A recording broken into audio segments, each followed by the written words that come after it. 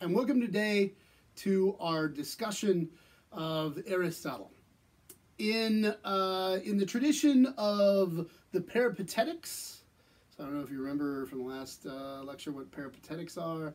The Peripatetics are Aristotelian philosophers, and they're named the Peripatetics because they're associated with the tradition of walking philosophy. So I figured that today we would do a little walking philosophy, get out, stretch our legs, you know, figure out the world as we walk. In any case, very Aristotelian. So we're going to do this as we talk about Aristotle's politics. And there's no better way to get into Aristotle's politics than to start off with what is basically the main claim of his book, which is that human beings are political animals. Human beings are political animals. And as a matter of fact, I think you can pull all of Aristotle's politics in one way or another out in relation to this claim. Okay, so let's say more about it. Now, he doesn't mean politics in the sense that we might think of it today. Oftentimes today we think about politics and we identify this with partisanship and backstabbing and all sorts of things that are not particularly good, not particularly moral. And we'll see that that gets associated with politics as we go on. For Augustine, we'll see that politics becomes, or at least government, comes only after the fall into sin. And by the time we get to Machiavelli, it really is the case that politics requires you to be immoral in some ways. But Aristotle doesn't seem to mean that. He doesn't have negative pictures of politics. He doesn't imagine this as necessarily involving infighting and arguing and stuff like that. Rather, what Aristotle seems to have in mind when he says that human beings are naturally political is to say that human beings always arise from and only find their fulfillment in political society, in a web of social relations that's aimed at the good of everyone who is joined in that society. So politics for Aristotle is a positive thing. We don't have to think about it as negative. And as a matter of fact, to participate in politics is in some sense to participate in the highest art, the highest office. Now, we can go further into this by breaking down a couple of things that Aristotle seems to mean by saying that human beings are political animals. He means both that human beings are naturally social and that human beings are naturally hierarchical. So let's break it down first into saying that human beings are social. So what does he mean by this? Well, again, human beings come from societies and human beings find their fulfillment in societies. And he's got actually a kind of proof for this. It's worth paying attention to. It's a really simple argument that he puts forward, but actually I think a fairly compelling one. So if you're going to start thinking about politics, or if you're going to start thinking about human beings at all, Aristotle says you have to start by thinking about some form of society, some system of human relationships. Now, why? Why do you have to start in this way? Well, really simply, a solitary person is a dead person. So if you start off as an individual, you won't make it very far because human beings are not really self-made. We don't pull ourselves up by our bootstraps out of nothingness. We are not created ex nihilo. We always come from a set of social relationships. And you can think about this by just thinking about how human beings start off. So human beings always start off as babies. But what can a baby do for itself? I mean, babies, they eat, they poop. And pooping's the only thing they really do on their own, but even the pooping they can do without the eating, and for the eating they need other people. You see, everybody starts dependent upon other people. They start their lives as social individuals. In this sense, Aristotle would say there is even no such thing as the individual person, the person without society. As he says at one point, if someone actually exists entirely independent from society, either they're a beast or a god, because they aren't really human beings. Now, as we're going to see, there are later philosophers who disagree with Aristotle on this, although I don't think that they've ever actually dealt with his proof here, which pretty much is convincing to me. The idea that if you start out with thinking about individuals, there's something fundamentally wrong with your picture of the world. So along with this, we can find then his further claim that the state is prior to the family. So if we've gotten you into the claim that human beings are social beings, and we know that we're dependent upon a family, he wants to go further. The state is prior to the family. Well, what can this mean? Surely he doesn't mean that. As a matter of fact, before there were families, there was a state, because that doesn't make any sense, and the state is obviously composed of the family and individuals. But what he means is something else.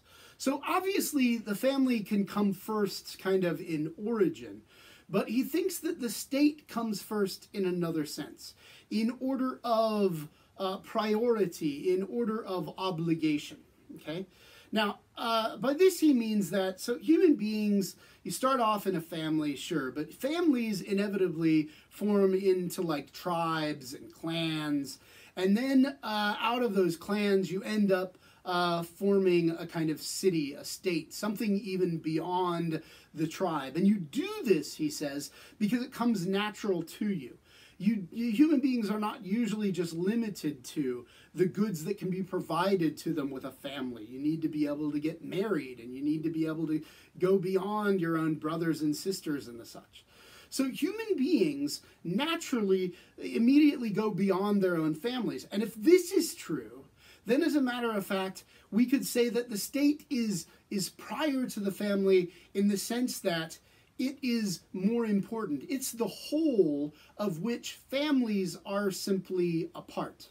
Okay? So he says that the state is prior to the family in the same way that the body is prior to the hand or the foot, because the hand or the foot is merely a part of the body.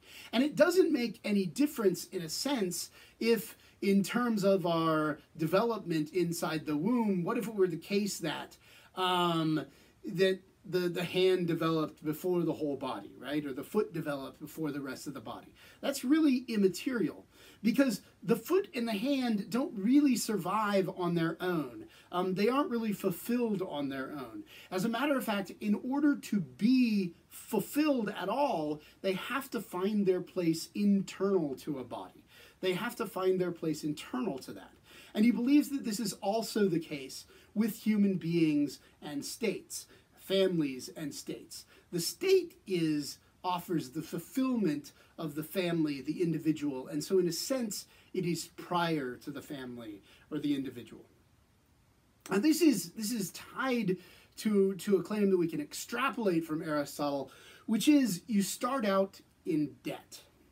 Individuals, families, those smaller units, all of them start out in debt. Now you're wondering, how did I get to be in debt? Like, you didn't actually take on debt until you left the house and your parents stopped caring for you and you had to like pay college bills and car bills and all the rest of this, right? Well, no, says Aristotle. And we can get back into this by thinking about yourself as a baby. So you can't take care of yourself as a baby. So you're dependent upon your parents. You're dependent upon your parents taking care of you.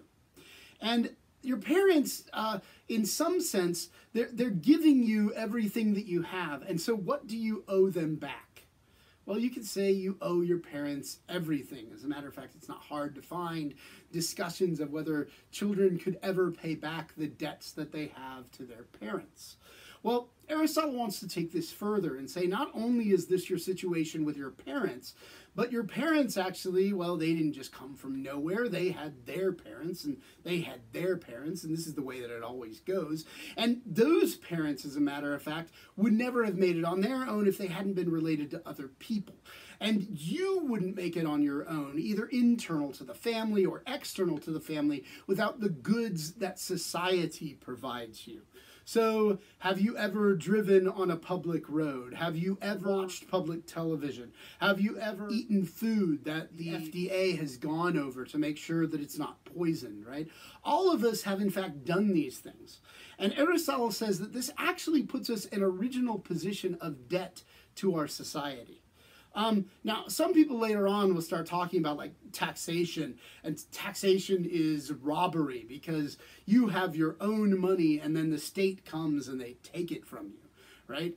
But Aristotle would find this to be a kind of absurd notion because, as a matter of fact, it's not all yours to start with. I mean, you are in part created by the society around you. You wouldn't exist if it wasn't for the society. So you start in a position of debt to the society. You owe something back. The state is also, he says, the end of the individual. The idea that you will only find your fulfillment in relation to the state.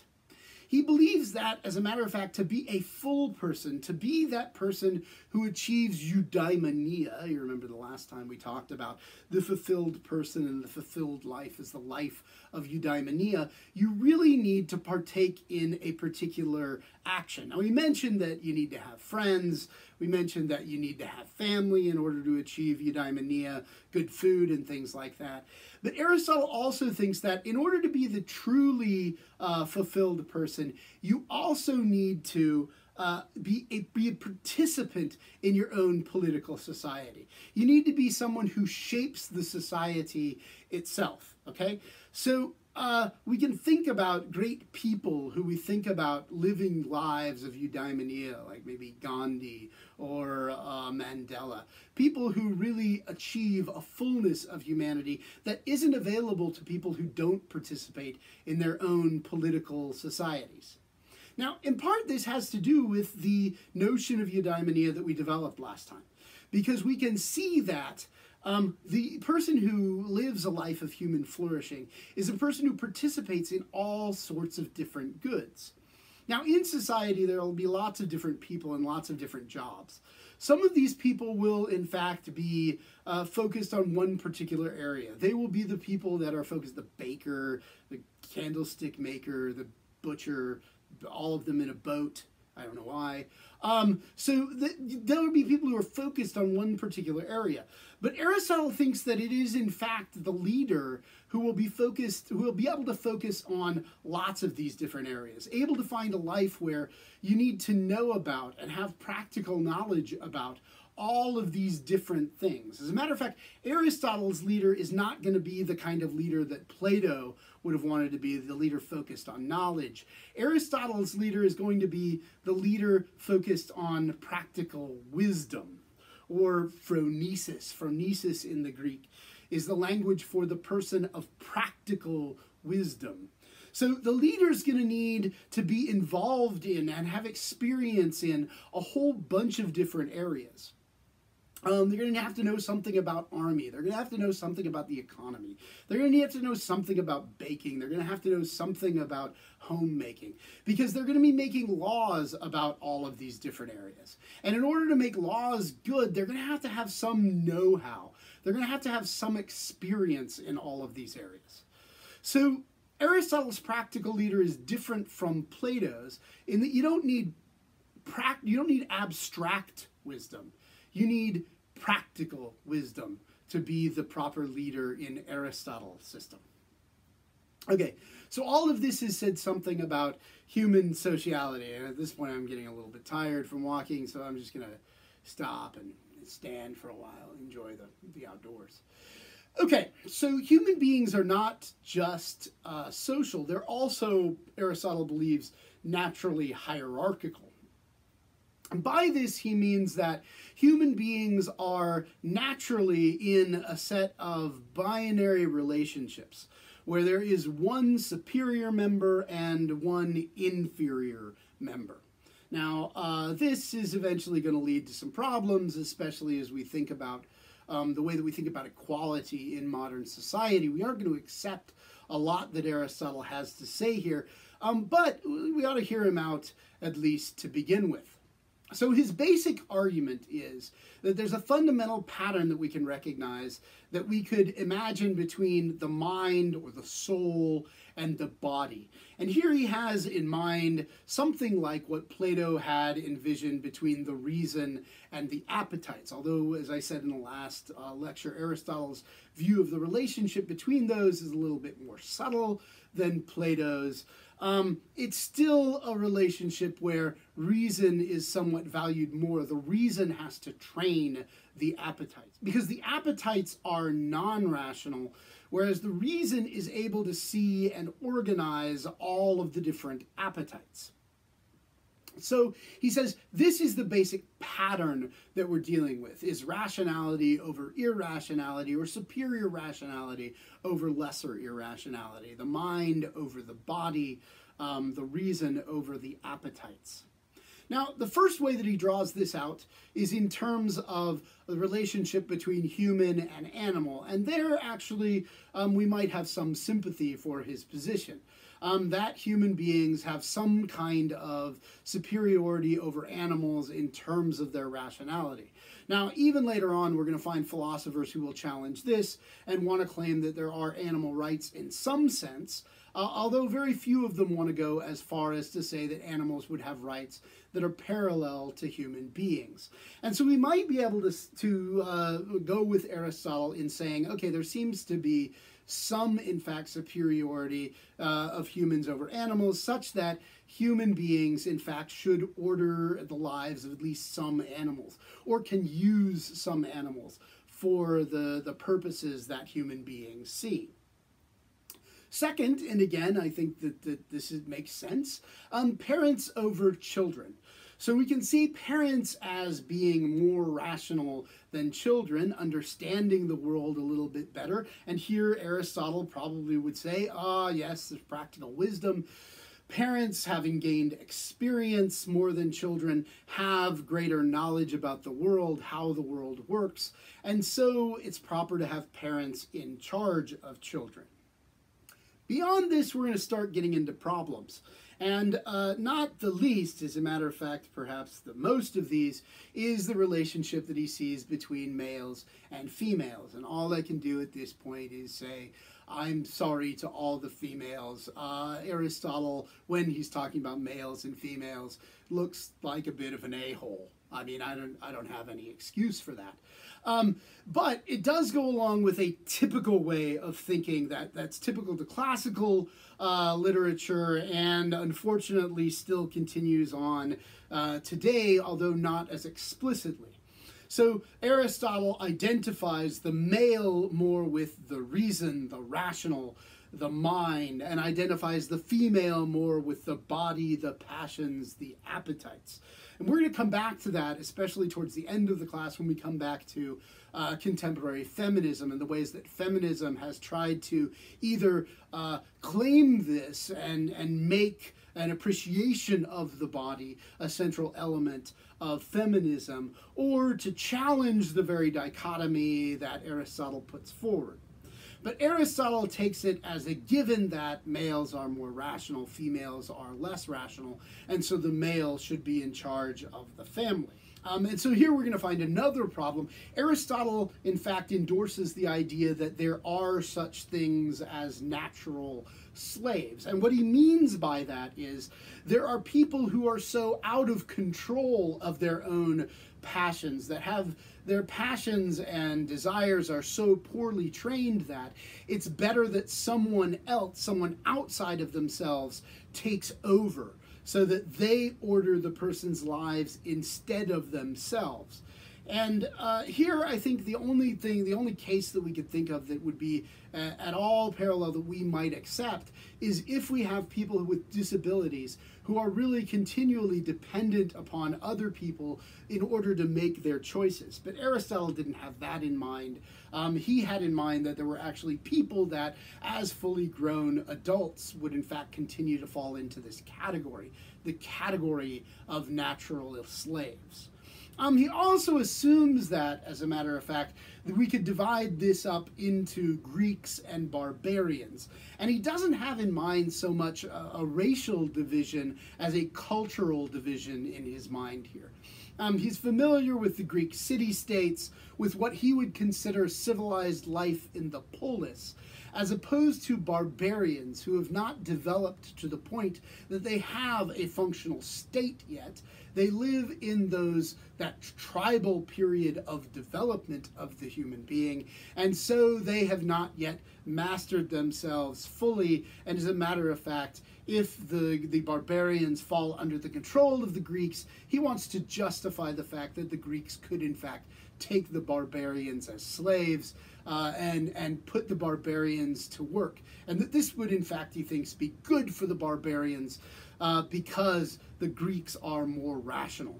Now, these ideas of superiority and inferiority are in many ways going to have unfortunate repercussions for the rest of Western history, as they come eventually to justify ideas of colonialism, as people from England and France went out in order to colonize India and Eastern locations, take advantage of the people there, and do it under the justification that they in fact are civilized, they in fact are rational, and other people are not, or other people are in need.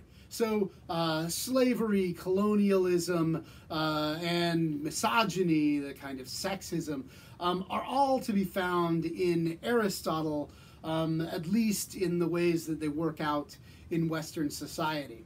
But for our purposes, we can also say that Aristotle sees this as justifying a kind of leadership over subjects.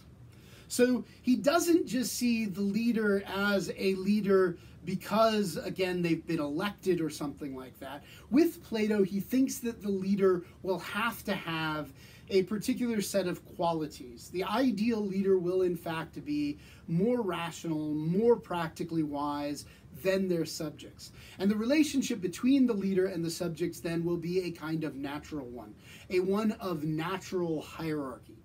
Now, I don't want to apologize for Aristotle. I want to make excuses for any of the hierarchies that he puts in place. Although I do think that we ought to make a set of qualifications about Aristotle and his approach to leadership. Aristotle is not by any means in favor of a kind of dictatorship. And again, I want to make the claim that we did with Plato. Plato has an imagination of the person with the perfect abstract knowledge, that they'd be able to make the correct decisions for everyone else. Aristotle, again, thinks now not exactly of the person that Plato has with a perfect abstract knowledge, but a person with practical knowledge, who will have the tendency to make right judgments about political society. We also ought to say that even more than Plato, as we've seen, Aristotle has a kind of commerce between the appetites, the body, and the mind. As a matter of fact, when he thinks about the soul and the body, he thinks more in terms of the whole and its parts than he does a soul that's entirely separate from the body. So when he uses that metaphor of soul and body, reason and appetites, he in fact doesn't imagine conflicting participants, but he imagines participants that are in fact in a process together. So he imagines that the ruler and the subjects, the male and the female, even the master and the slave, are involved in a common project together. And while the superior might take the lead in setting down rules and training the other person, this doesn't mean that the other person is not an active participant the entire time in society. In Plato's society, you could say that the producers really shouldn't have much of a role at all in the society other than producing and being forced to produce the goods that they needed to. But Aristotle's picture of the soul and the body gives us a little bit more of a qualified and nuanced picture of the cooperation of different parts of society. It's also true that Aristotle, as much as he wants to say that nature gives you these hierarchies, he has to admit that nature doesn't actually get people into the proper places in the hierarchy. So at times, he says, there will in fact be people who should have been slaves that end up as masters, and people who should have been masters who end up as slaves, people who should have been subjects who end up as rulers, and people who should have been rulers who end up as subjects. One last thing that we should say about this natural hierarchy and the ways that we should qualify it is something about then luck. So we should say that since Aristotle recognizes that nature doesn't always put people into the particular places, he recognizes that sometimes people get where they are in part due to luck.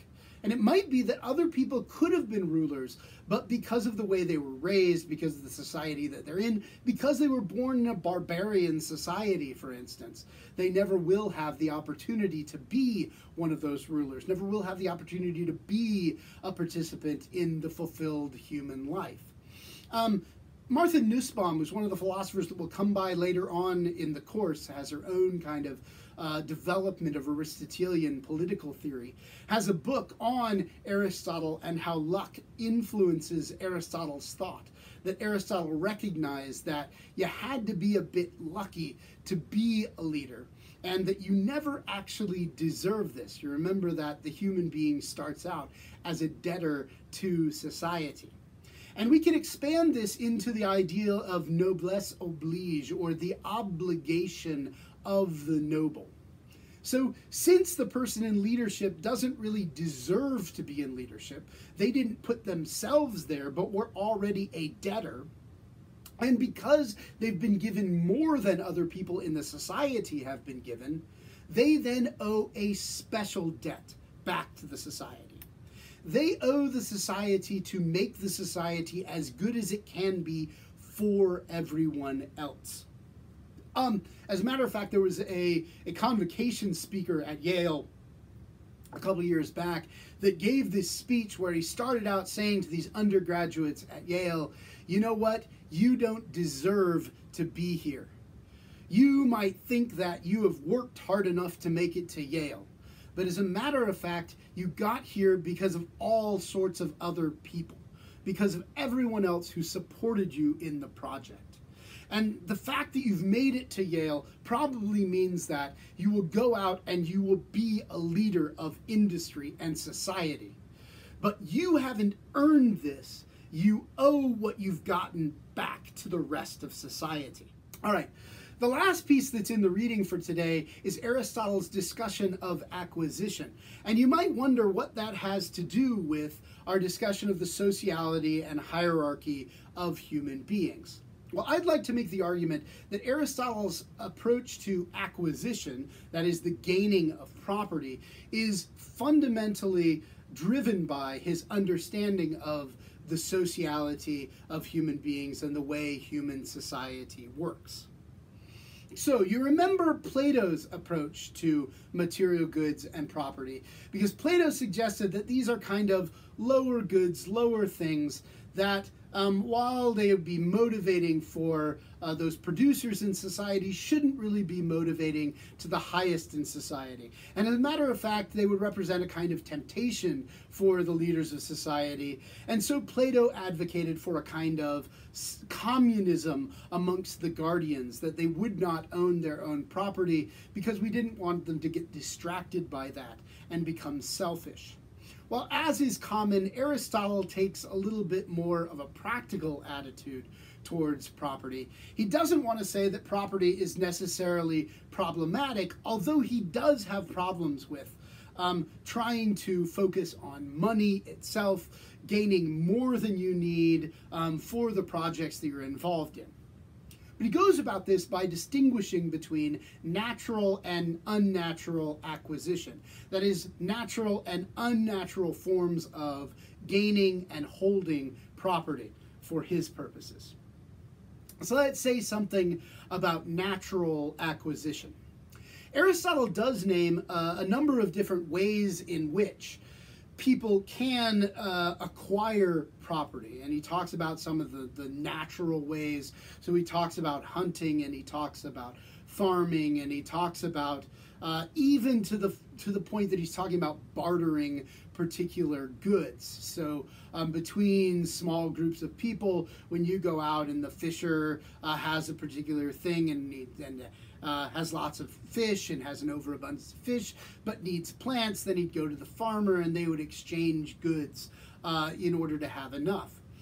But interestingly, in comparison to later philosophers that we'll talk about when we get to John Locke and Robert Nozick, it's not the work that someone puts into these arts that is in fact central to Aristotle's theory of acquisition.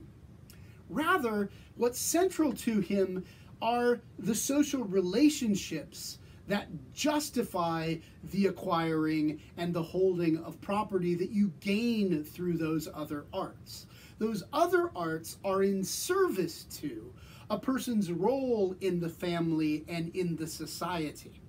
So, in the family, for instance, he says, the family is the unit that provides for the basic needs of the people that are members of the family.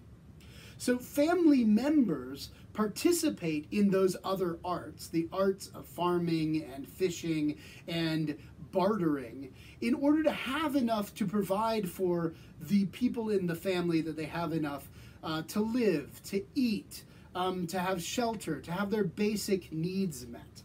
But we can also see here how society goes beyond the family, how the society is prior to the family, in that the family provides for the needs of the people, but the society goes beyond that. Because the society provides something better than just food, but the development of culture, of arts, of sports, of all of those other practices that human beings need in order to be fulfilled. So the society can gather property in addition to what the family can gather in order to support those additional arts that bring about higher fulfillment of the human being.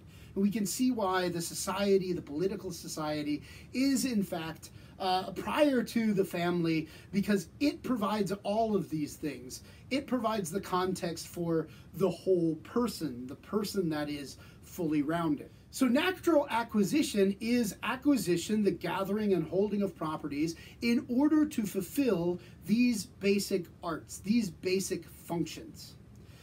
Aristotle is worried about acquisition that goes beyond this.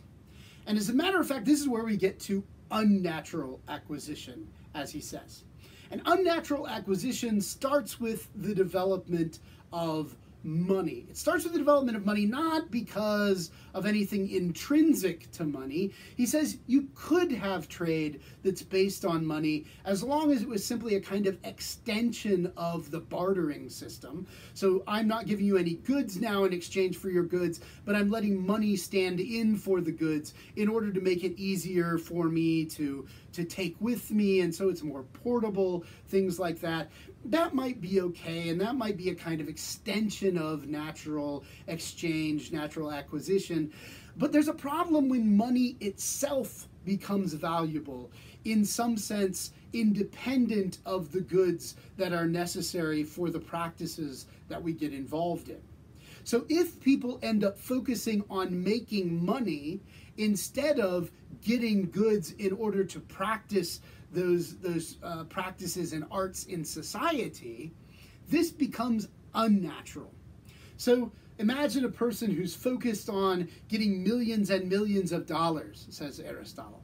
Well, they've become confused. This is no longer natural, because they're not focused on those human activities and human relationships which goods are inherent to. They're focused on money, which has no value unto itself. Money should only be valued in relation to other goods, right? So he thinks that money can have a distorting effect.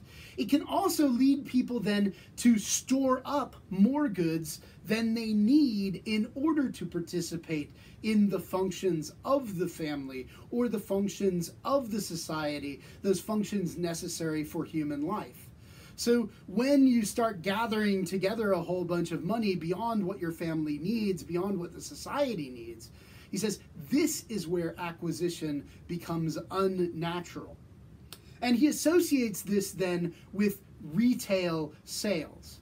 So it was okay to exchange goods when we were exchanging them amongst ourselves in society in order to figure out how to fulfill our particular needs. But now we use goods like food and we sell them in order to get money. So we use the goods not for our social practices, but we use the goods to get money. Then on top of this, Aristotle really thinks that we get to an unnatural point in human society when we start developing banks and interest-bearing loans. So here we have a situation where a person who has money uses that money, gives it to someone else, and that money makes more money for them. Okay? As Aristotle said derisively at one point, money does not give birth. Okay? This is fundamentally unnatural. He thinks that this inevitably will lead to a confusion of the human mind where we come to focus on money rather than those social relationships and social practices that we are built into in a society. And this all will lead us to lose our place as naturally social, as naturally political, and lead us to forget who we are as creatures. So unlike Plato, in some ways, Aristotle has a more positive view of material goods in that he thinks that they're intrinsic to our participation in the practices of society that make us human beings. But at the same time, he certainly is not in favor of unbounded accumulation of money. He thinks that this will lead to a kind of deluded human being, an unnatural human being who loses track of their own status, their own personage. So at this point, we've developed a picture of Aristotle's individual aiming for eudaimonia, the way that that individual is embedded in a set of social practices and social institutions, the family and the society, which is in some sense prior to the person owes them. The people are embedded in hierarchical relationships with each other, which are born of their own nature, although also particularly happenstance, because they're produced by luck at sometimes. And we've developed a picture of Aristotle's approach to property and acquisition, which allows people to have money for those practices, but looks at the accumulation of wealth as problematic as soon as human beings see that wealth as a goal unto itself. When we come back next time, we will start talking about Aristotle and his views of shapes of political society. So, we'll see you back next time for the next lecture.